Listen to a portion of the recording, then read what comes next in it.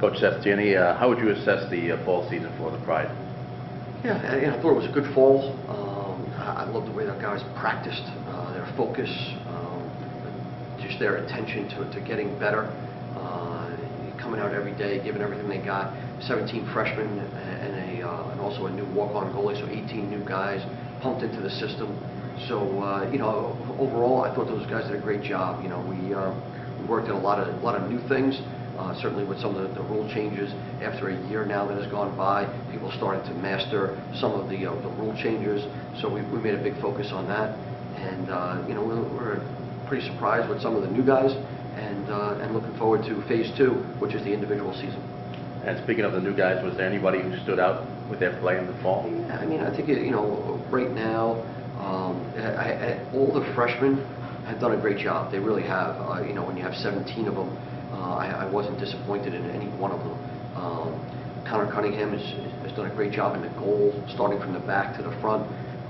All the close defense has done a great job. Certainly Steven Satterwhite and Michael Diener standing out there, and Nate Schilling at the long stick midfielder. Tyler Fleury has done a good job. Tommy Vogel at the short stick D midfield.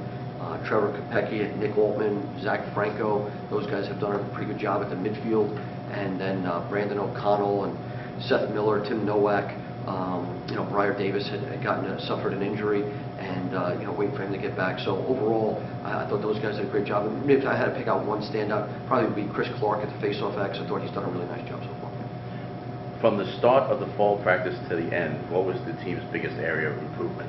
Well, we got to. The biggest area for us to improve is at the close defense. Right now, graduating 3 seniors, leaders, guys that had a lot of experience.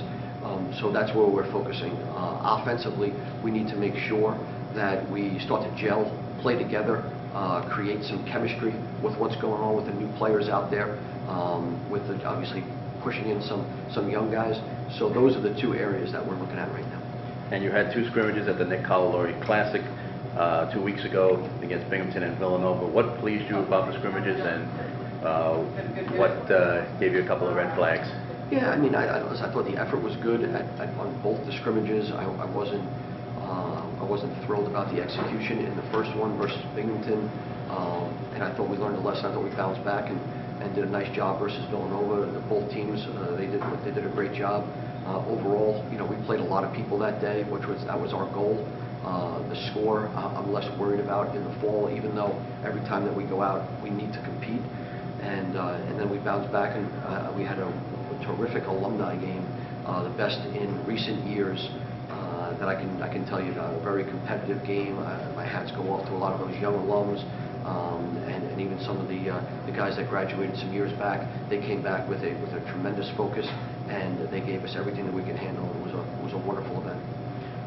What will you want the team to work on between now and the start of preseason drills? Yeah, 2 things. We want to work out what we're good at and hopefully become great at it, and what we're not good at, and make sure that we become better at it, what we're good at.